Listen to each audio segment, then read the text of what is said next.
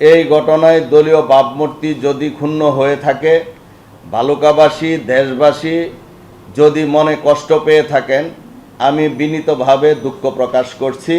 ময়মনসিংহ ১১ শিল্প এলাকা ভালুকা আসনের সংসদ সদস্য ফখরুদ্দিন আহমেদ বাচ্চুর বিরুদ্ধে আবারও দলীয় শৃঙ্খলা ভঙ্গ ও বিভিন্ন অনৈতিক কর্মকাণ্ডে জড়িত থাকার অভিযোগ ওঠায় তাঁর ব্যাখ্যা চাওয়া হয়েছে। ২ বছর আগে দলীয় শৃঙ্খলা ভঙ্গ ও বিভিন্ন অনৈতিক কর্মকাণ্ডে জড়িত থাকার অভিযোগে দল থেকে বহিষ্কৃত বাচ্চু কৃত অপরাধের জন্য দুঃখ প্রকাশ করে দলে ফিরে আসেন।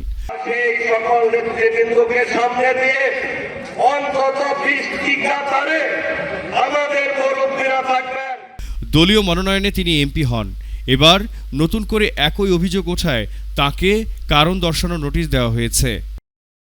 ১৮ জুলাই শনিবার বিএনপির জ্যেষ্ঠ যুগ্ম মহাসচিব রুহুল কবির রিজভীর স্বাক্ষরে পাঠানো নোটিশে দলীয় শৃঙ্খলা ভঙ্গ ও বিভিন্ন অনৈতিক কর্মকাণ্ডে জড়িত থাকার অভিযোগের বিষয়ে ৪৮ ঘণ্টার মধ্যে লিখিত ব্যাখ্যা চাওয়া হয়েছে।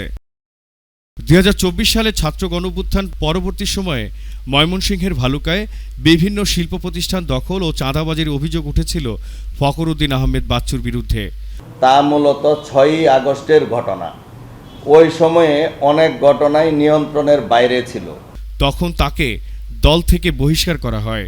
এবারের চিঠিতে সেই প্রসঙ্গ তুলে ধরে বলা হয়, ৫ আগস্ট ২০২৪ পরবর্তী সময়ে দলীয় শৃঙ্খলা বিরোধী বিতর্কিত কর্মকাণ্ডে জড়িত থাকার অভিযোগে বিএনপির প্রাথমিক সদস্য পদসহ দলের সকল পর্যায়ের পদ থেকে আপনাকে ২০২৪ সালের গত ১ সেপ্টেম্বর বহিষ্কার করা হয়েছিল।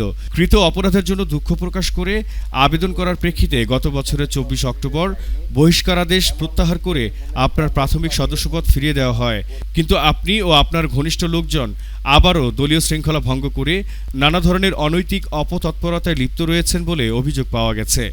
আপনার বিরুদ্ধে এ ধরনের অনৈতিক কার্যকলাপের জন্য কেন সাংগঠনিক ব্যবস্থা গ্রহণ করা হবে না তার যথাযথ কারণ দর্শিয়ে আগামী ৪৮ ঘণ্টার মধ্যে একটি লিখিত জবাব দলের নয়াপল্টনস্থ কেন্দ্রীয় কার্যালয়ে জমা দেওয়ার জন্য আপনাকে নির্দেশ প্রদান করা হয়েছে। এই নোটিশের বিষয়ে তাৎক্ষণিকভাবে এমপি ফখরুদ্দিনের কোনো বক্তব্য পাওয়া যায়নি। ফখরুদ্দিন আহমেদ ময়মনসিংহ দক্ষিণ জেলা বিএনপির যুগ্ম আহ্বায়ক এবং ভালুকা উপজেলা বিএনপির আহ্বায়ক ছিলেন।